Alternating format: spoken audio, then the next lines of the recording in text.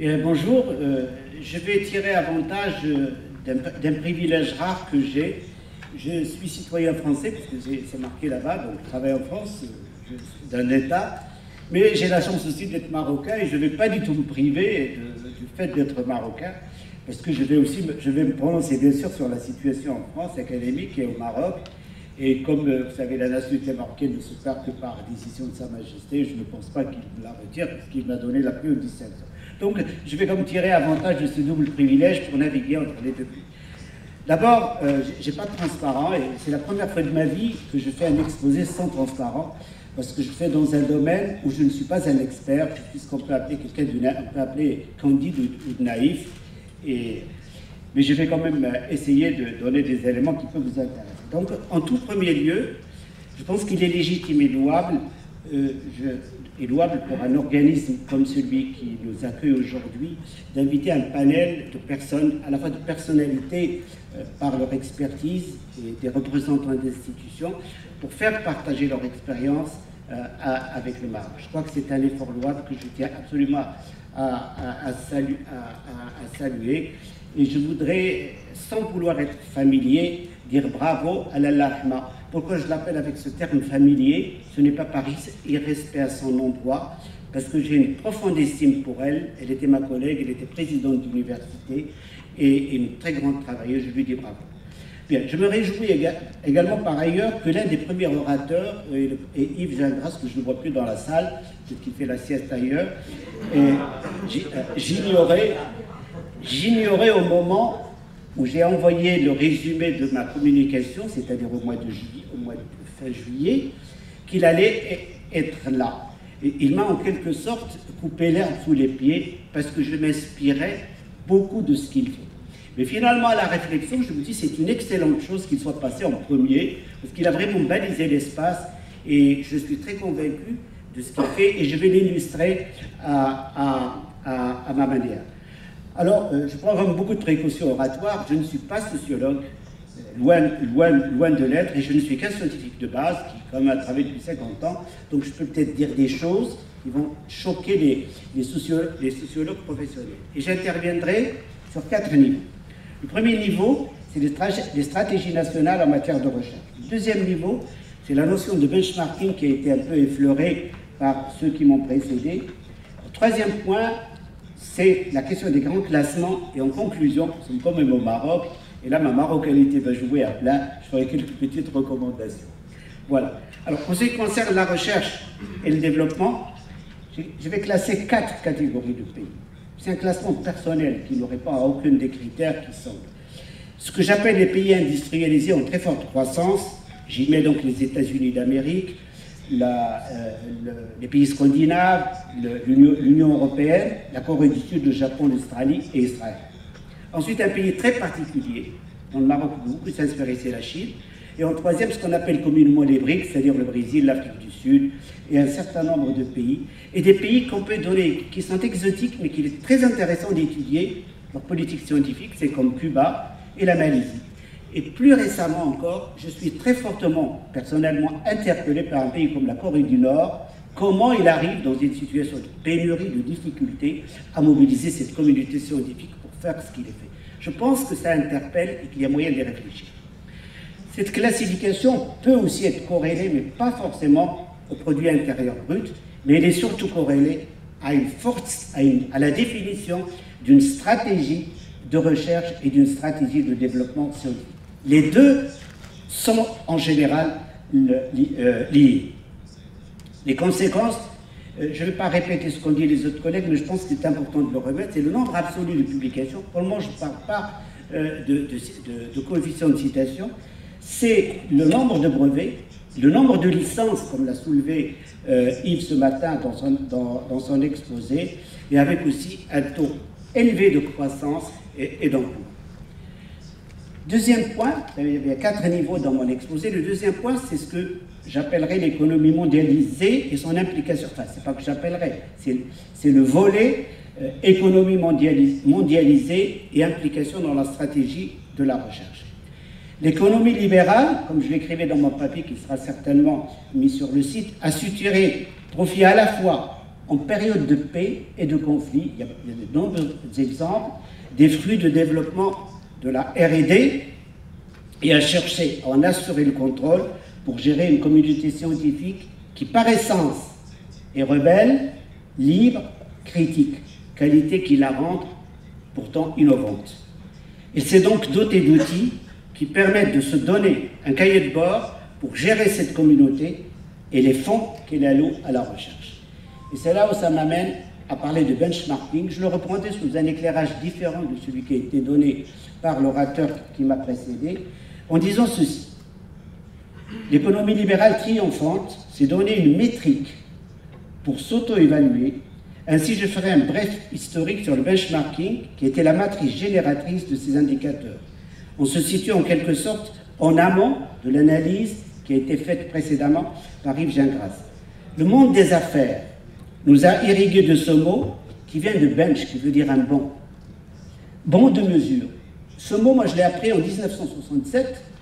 Quand j'ai commencé à préparer ma thèse d'État, on parlait d'un bon de mesure. Et quand je traduisais en anglais, ça veut dire bench. Donc, il m'a quand même un petit peu interpellé. Et qui a été construit autour du mot rang, qui veut dire classé, et bon d'étalonnage.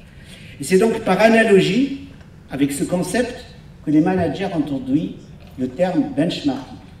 On a ainsi cherché, sous couvert de réforme, je mets entre guillemets, à exiger l'alignement de la gestion des affaires publiques, en l'occurrence ici la recherche qui nous intéresse, sur les standards du business.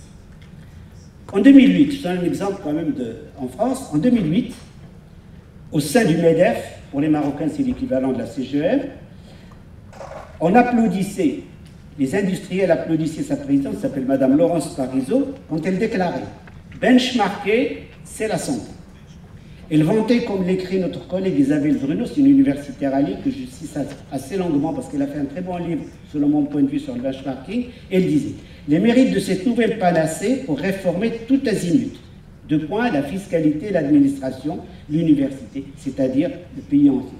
Ainsi, le bon benchmarking est-il rentré dans la langue française, comme dans toutes les autres langues, avec les qualificatifs comparés, étalonnés, mesurés, dans une optique concurrentielle et pour s'améliorer. Se benchmarker, c'est être réaliste. On a déjà entendu ce mot plusieurs fois ce matin. C'est se donner les moyens du pragmatisme, être pratique. C'est savoir qu'on n'est pas seul dans le monde, ni le centre du monde. On va benchmarker un pays, on va benchmarker un hôpital, on va benchmarker une administration, on va benchmarker la police. Donc on va marquer tout un ensemble de services. On peut se poser par exemple la question, dans le cadre de l'économie libérale, quelle est la fiscalité la plus avantageuse au regard de son efficacité pour l'emploi? Quelle est l'administration la moins pesante? Donc toutes ces questions, on peut se les poser et se mettre à s'amuser à benchmarker.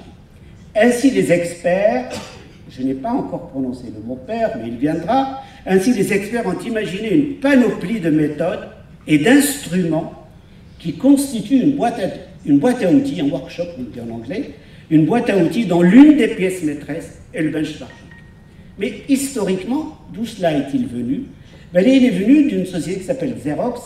Xerox fait des photocopies. D'ailleurs, c'est même rentré dans le langage courant, tout met que Xerox, de dire on va faire une Xerox, c'est-à-dire je fais une photocopie. Ça envahit le monde de là.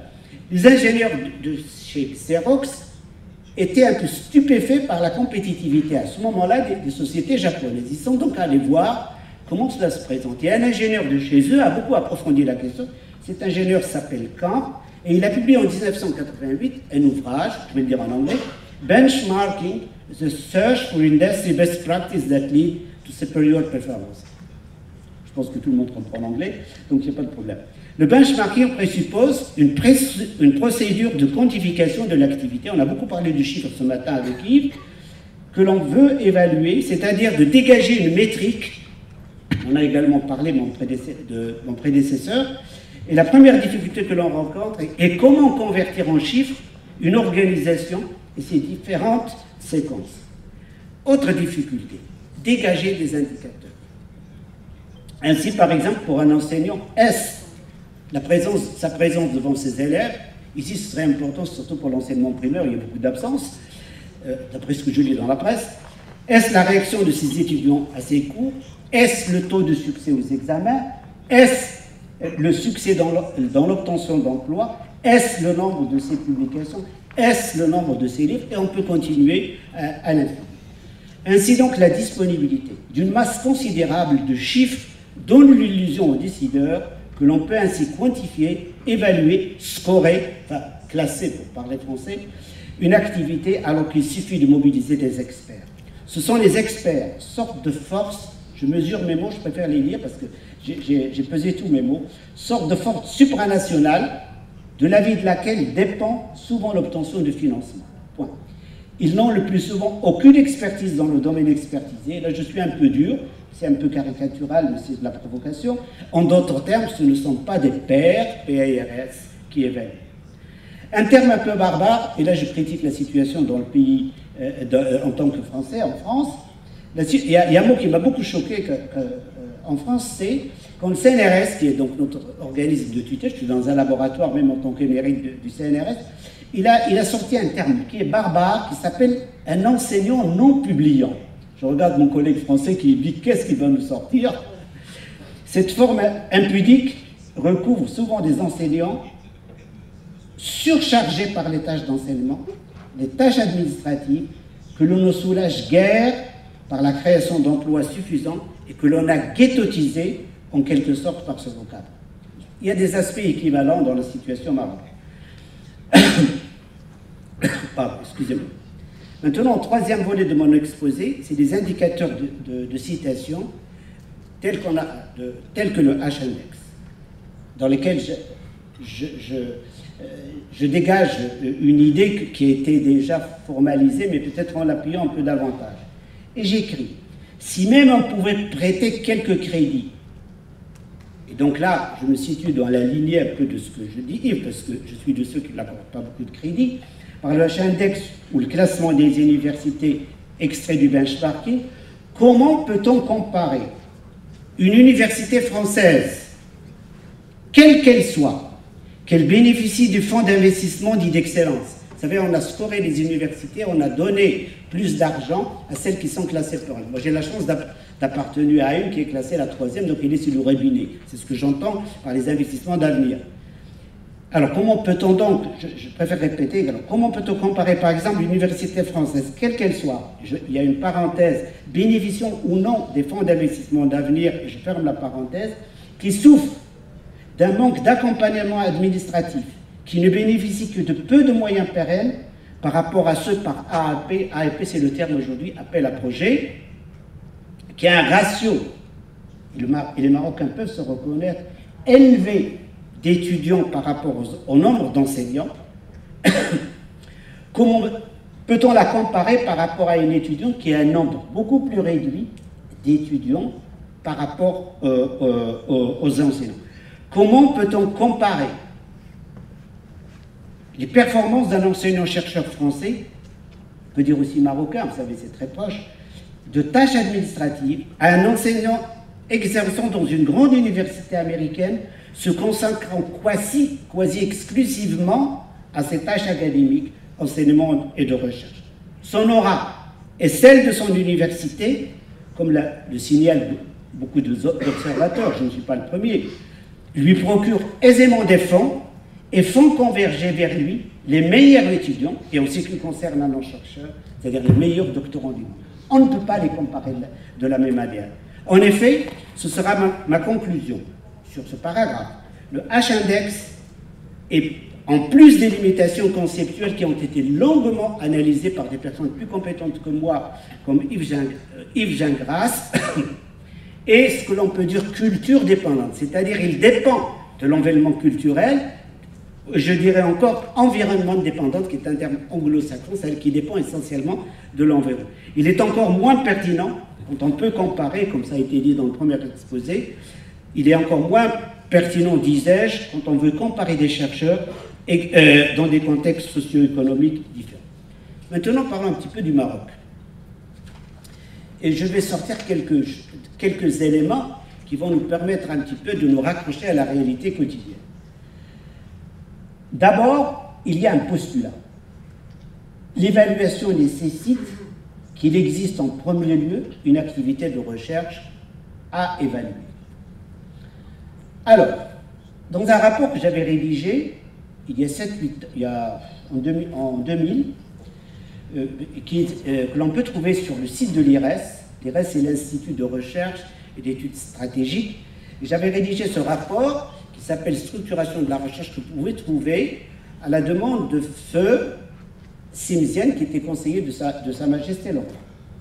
Je vais citer qu'un passage très court que j'avais analysé de ce rapport, parce qu'il est relatif, il est relatif à un exposé que fera demain Sid Barr, que j'ai croisé tout à l'heure, sur le programme Urgence. Dans ce rapport que je rédigeais en 2009-2010, au moment où a été lancé, j'avais été interpellé par les prévisions du point de vue recherche, publication, qui étaient faites dans le rapport. J'avais analysé moi-même l'état de la recherche et les prévisions que donnait le programme Urgence étaient de doubler pratiquement, dès l'année suivante, le nombre de publications. Les chiffres, je les ai. C'est-à-dire que, je donne un exemple. Par exemple, pour 2009, il prévoyait 2400. Il n'y en a eu que 2200. Et si je passe à 2012, le décalage est encore plus important. Les prévisions du programme Urgence étaient de 3494 et la réalité, il est de 1597. Maintenant, si on regarde les chiffres de manière absolue, on constate qu'il y a pratiquement une stagnation à 10% près du nombre de publications. Mais si on la rapporte au nombre d'enseignements, donc là je suis non pas pessimiste, mais je provoque un petit peu, à dessein, on constate en réalité que le nombre de publications diminue. D'où vient l'erreur? Pourquoi a-t-on fait une mauvaise prédiction? Ça n'est pas de la faute du ministère de l'Enseignement supérieur, mais en réalité, c'est que ce rapport a été fait par un bureau de consultants. Et là, on revient toujours au même problème, c'est-à-dire des experts, sans s'associer de pairs PAIRS, ont fait des prévisions qui étaient irréalistes. Et c'est la difficulté à laquelle peuvent se confronter aujourd'hui les bureaux de consultants et tous ceux qui font des études sans se rapprocher des professionnels du domaine. Donc par ce constat, moi je ne jette pas la pierre au ministère de l'Enseignement supérieur, mais l'idée communément admise est la suivante, c'est que si on met plus de moyens, alors on va avoir plus de résultats.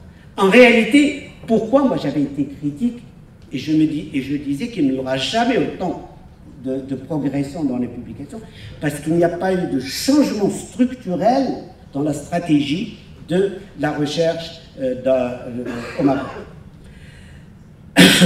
Ainsi, toute évaluation doit au préalable, à mon avis, s'asseoir une refondation de l'enseignement supérieur et de la recherche par une définition d'une stratégie de la politique. Et cette stratégie se base sur un certain nombre de points. 1. Mobiliser les enseignants-chercheurs en valorisant ceux qui se mobilisent pour leur établissement, pour leurs étudiants, c'est-à-dire ceux qui se mobilisent pour les étudiants, ceux qui encadrent des étudiants, ceux qui s'ouvrent au monde socio-économique et ceux qui créent des formations qui répondent à un enjeu. Il faut laisser aux pairs PAIRS, et là on revient vers le Maroc, il faut laisser aux pairs, et certains sont présents parmi ces pairs qui peuvent analyser, il faut laisser aux pairs le soin de dégager les critères appropriés pour le Maroc. Comme je le disais tout à l'heure à un de mes collègues, je dis si on peut estimer d'une très grande valeur un enseignant qui rédige un polycope, parce qu'à un moment donné il s'est installé, il a réfléchi, il a travaillé, au lieu d'attendre de lui une publication hypothétique qui n'aura jamais lieu à Nature. Dans le premier cas, il aura répondu à un besoin local, à un besoin de ses étudiants. Enfin, je donne un exemple, un peu de provocation, mais c'est pour dire qu'en fait, il faut dégager, et c'est ce qu'ont dit tous les experts marocains qui m'ont précédé. Donc, et là, il me reste encore 5 minutes, je crois. Je te donne 5 minutes. Ben, c'est pas. Non, mais je pense que c'était dans le temps imparti, mais c'est très bien. Donc, par ailleurs, au Maroc, et un autre point aussi, et on est dans une situation où il y a pénurie, pour des tas de raisons. d'enseignants du supérieur. Il y a des départs massifs, il y a eu des départs sous la pression de la Banque mondiale, et on ne forme pas, le système ne forme pas, il n'y a pas assez de doctorants. Là aussi, je pense qu'il y a, une évolution stratégique à faire, et qui, à mon avis, il y a tout un vivier qui existe au sein de la diaspora, qui est absolument sous-utilisé, auquel il ne fait pas appel. Et tout à l'heure, j'ai parlé de la Chine. Je pourrais donner 2 anecdotes si le temps il me reste sur la Chine, dont on peut s'inspirer. Et comment peut-on s'inspirer? Eh bien, il existe aujourd'hui une très grande population de Marocains, d'origine marocaine, qui n'accéderont jamais à des postes de professeurs. Ils n'accéderont pas, c'est pas parce qu'ils sont professeurs, mais parce qu'il n'y a pas assez de postes. Et si ces personnes-là, on leur propose de venir exercer au Maroc, qu'on valorise leur passé et qu'on leur donne une bonne situation, ceux-là viendront alimenter le système éducatif. Et là, on n'aura pas ce n'est pas une solution que moi j'ai imaginée, mais c'est que nous avons tous beaucoup d'anecdotes sur la manière dont les Chinois se sont comparés avec le diaspora. Deuxième point, l'évaluation nécessite la présence de pairs. Et souvent, on se dit, tiens, la communauté de personnes qui au Maroc peuvent évaluer est très petite. Et donc on peut être jugé parti. Mais là aussi, le Maroc, il a un vivier considérable, c'est-à-dire de personnes de la diaspora qui peuvent contribuer à élargir artificiellement ce niveau de pairs, PAIRS, pour pouvoir juger, évaluer la situation. Je vais vous donner une anecdote, et si le président estime que j'ai pris les 28 minutes comme mon collègue précédent, je continue, sinon je m'arrête. Première anecdote. Quand j'ai exercé à Rabat en 1986, j'ai reçu dans mon domaine c'est pas la sociologie, ce qu'on appelle le traitement du signal et des images, donc c'est très technique, beaucoup de maths et d'informatique. J'avais reçu quelqu'un d'une très grande université où cette discipline, était la mecque de... J'ai reçu en 86, et il avait vu une distinction que j'avais qui s'appelle senior membre d'une association. Il m'a dit, tu es éligible pour avoir un grade plus élevé. Et moi je lui ai dit, mais je n'ai pas assez de publications. Et il m'a dit cette phrase qui est restée gravée dans mon esprit, en parlant de moi, parce que j'avais beaucoup de doctorats, mais enfin, sous-entendu, une publication faite au Maroc dans une telle revue, elle en vaut 4 ou elle en vaut 5. Et ça m'avait marqué en 86 que quelqu'un venant du top me dise ça. Bien sûr, c'est gratifiant pour tous les doctorants que nous avons. J'en ai une autre avec la Chine, sauf si on dit que mon temps est à... Je pense que... Je ne suis pas pris. Je suis l'avocat, et Rahman le sait très bien, et tout le monde le sait très bien, que la recherche est une chose beaucoup trop sérieuse pour la laisser à un gouvernement.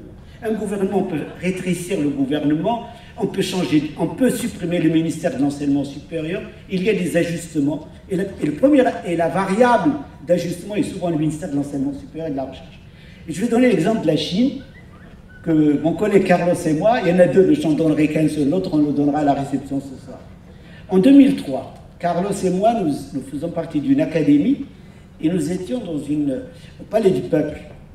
Et notre académie avait commencé ses prestations 2 jours avant, et on nous a prévenus, on nous a dit, vous savez, on va quitter le site où se tient la conférence, et on va aller au Palais du Peuple, c'est-à-dire place Tiananmen, et là, il va y avoir le président de la République, c'était Hu Jintao. Et donc, nous, on est prévenus, et la nuit qui précède l'ouverture dans le Palais des Peuples, nous apprenons que les Chinois ont envoyé un satellite, un taïkonaute, un Chinois. Et en réalité, et donc le jour où nous avons eu notre manifestation au Palais du Peuple, Hu Jintao est venu rayonnant. Ils avaient invité un prix Nobel d'origine chinoise qui exerçait aux États-Unis. On disait un bonheur infini. Mais qu'ont fait les Chinois? Et pourquoi ont-ils pu le faire? C'est qu'ils ont une manifestation, il y avait des scientifiques de très grand niveau. Je parle de Carlos, je ne parle pas de moi, qui étaient présents à cette salle, dans cette salle. Ils en ont profité pour donner de l'audience à cet événement. Ce qui veut dire quoi? Ça veut dire que l'organisme qui est derrière cette manifestation est au sommet de l'État. Le président de l'Académie des sciences a un contact direct avec le chef de l'État. Et c'est pour ça que l'Académie des sciences, effectivement, peut le faire. Alors la deuxième anecdote, je ne la donne pas, mais je la donnerai dans la salle, parce que je ne veux pas abuser du temps.